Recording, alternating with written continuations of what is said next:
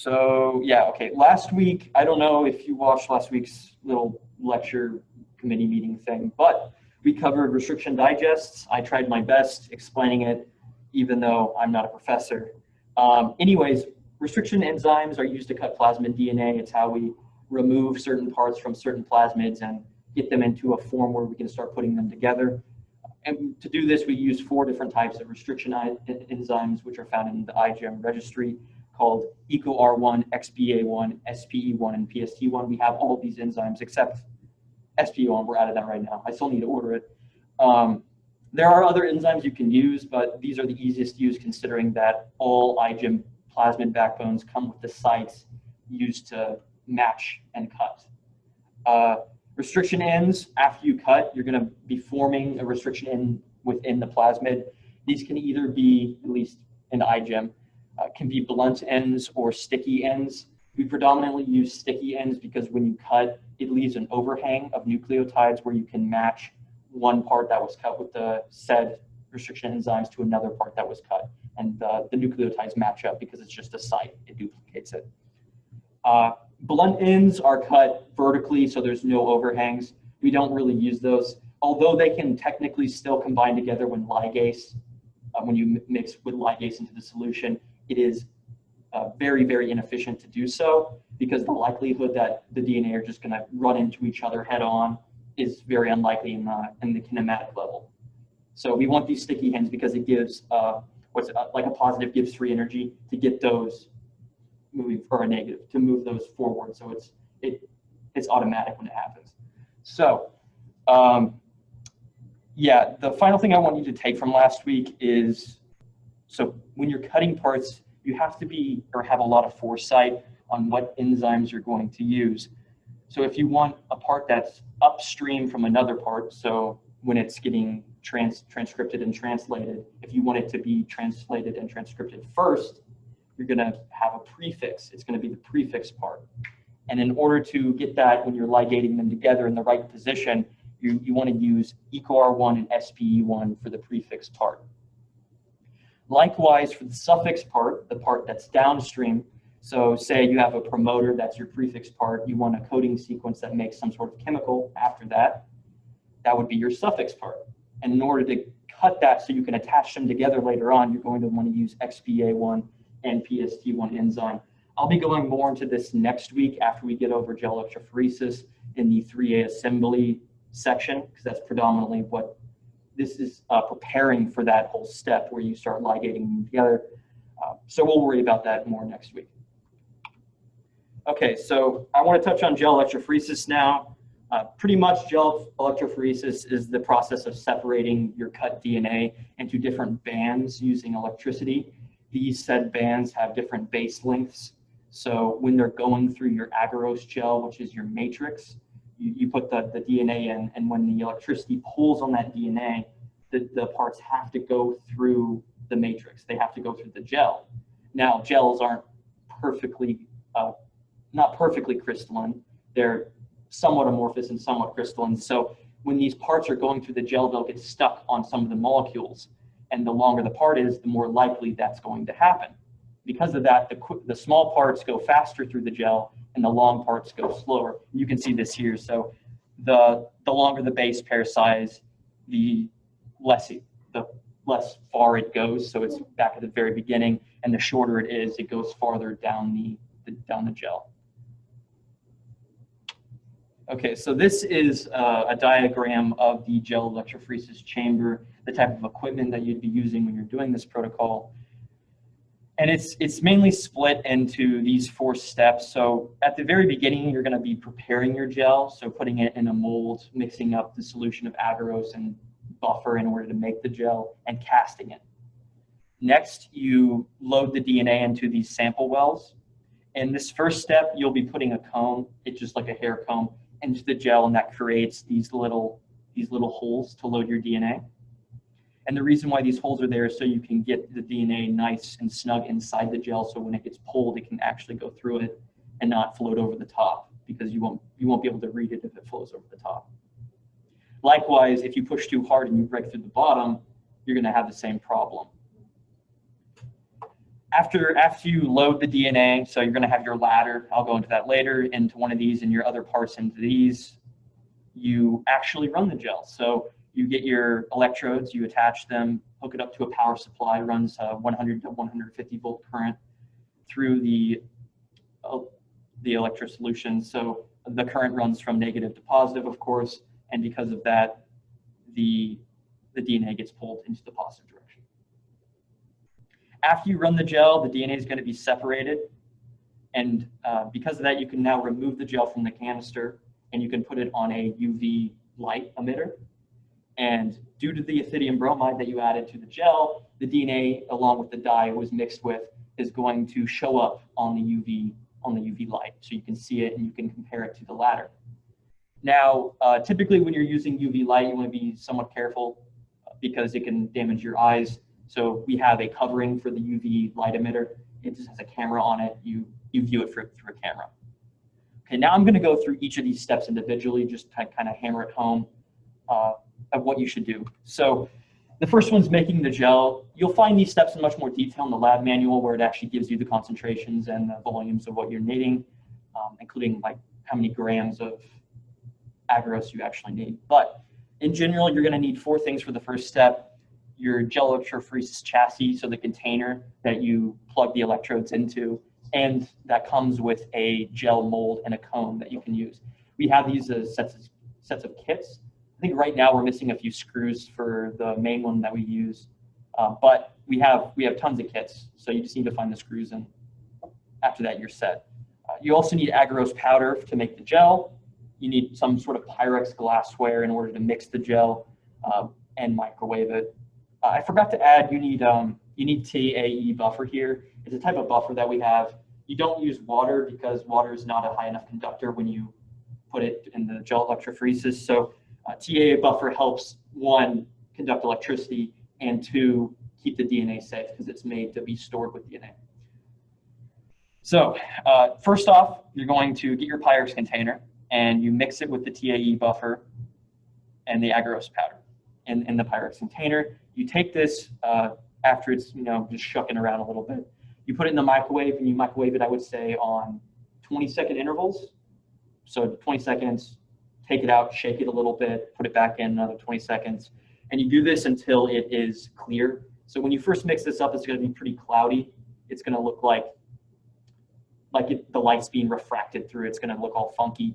After you microwave it enough, it's going to be pretty much completely clear. It's going to look like water. So when you're doing this, you want to be careful of checking for boiling. If you cook it for too long or do too many intervals of 20 seconds, it's going to likely boil out of the container, because this stuff, once air gets going through it, it just likes growing out of the container. So definitely be careful with that. If it gets into the microwave, it's going to be a pain to clean out, especially since you have to do the protocol over again because you just lost some of your gel. After that, you wait into 50 to 55 degrees C. You can do this by either leaving the gel out in the Pyrex, or you can, if you have a water bath going, you can put it in the water bath and that would cool it down a lot faster. Typically, this takes, I would say, around 20 minutes to get it to that temp.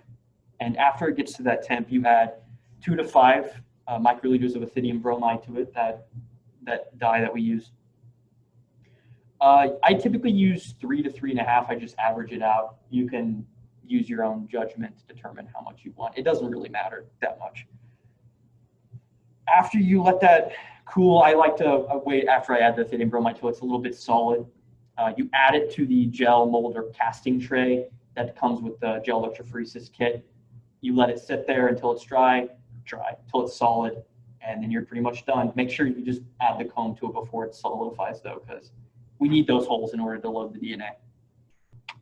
Next is actually, did I say loading gel there? Yeah, okay. Anyways, so I meant loading the parts. So for this step, you're going to need the cut DNA parts that you got from the restriction digest step. You're going to need your functional gel, so the gel in all of its glory with the holes in it and sitting inside the casting tray and all of that in the gel chamber. You're going to need loading dye for your DNA parts, and you're going to need your DNA ladder, which allows you to characterize the part that you're running through the gel. This step, or process of the steps, is pretty simple though. Pretty much all you have to do is just mix your dye with your DNA samples, and that depends on what concentration of DNA sample you have, how much dye you add. And you load those the dyed DNA samples into each of the wells. Now, typically, if we go back a little bit, typically there are a lot more wells, so the gel's a little bit bigger than this. And so I would put my well either on this one, on the edge, my ladder on this one or this one. And then I would do all the parts spaced with one empty well between them. And that's so just in case that the parts don't mix together somehow when they're going through the gel. I like to keep that spacing gap. Of course, if you're running more than 3 parts, though, do whatever you want. You can put them next to each other.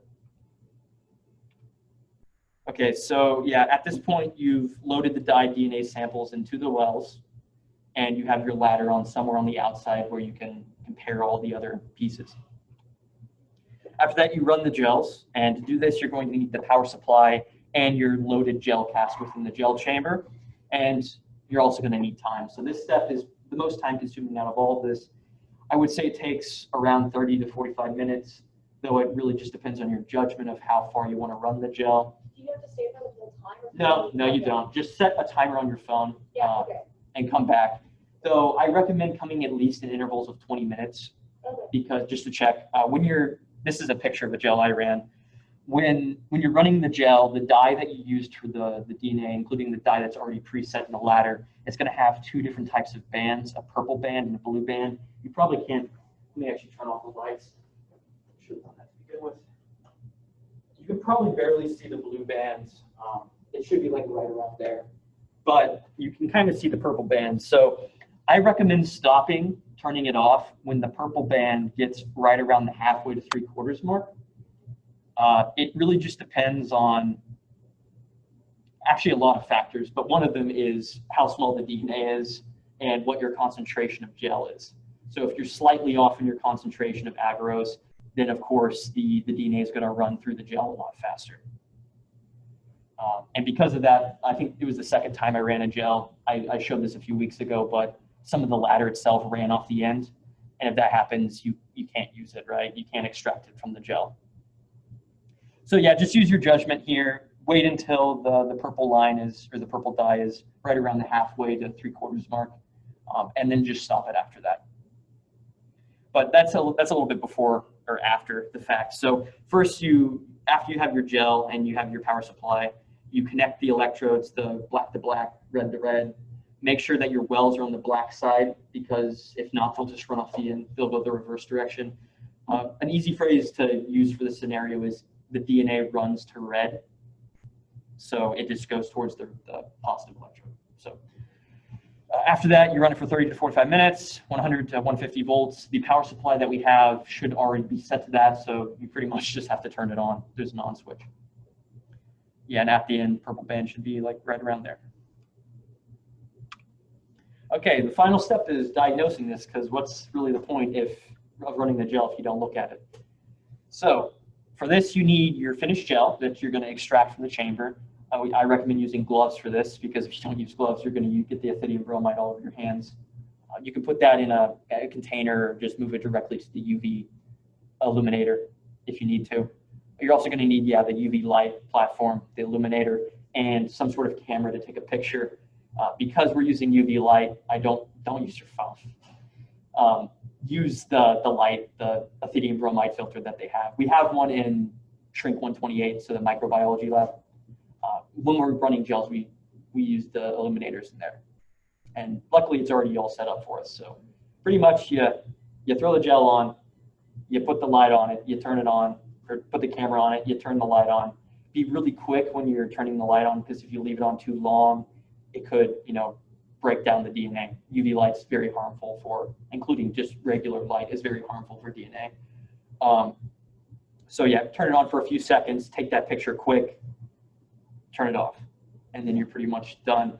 There is another step after this. It's gel extraction. It's very similar to the mini prep steps in terms of breaking down the gel and extracting the DNA. Pretty much what you do is you find the part that you want. So say your part is, 800 kilobases or base pairs, and you want, this is your part that you want. So you match it to the DNA ladder. This is 800 kilobase pairs. So this is the correct part that you want. You get some sort of cutting utensil that can be an X-Acto blade or some sort of a file or something. You cut a little square out of the gel in order to extract that part. And you can now take that little gel section, put it into a tube, and run it through a big process that extracts the DNA from the gel. So you have just that part. And so that's a very useful step when it comes to purifying your restriction digests.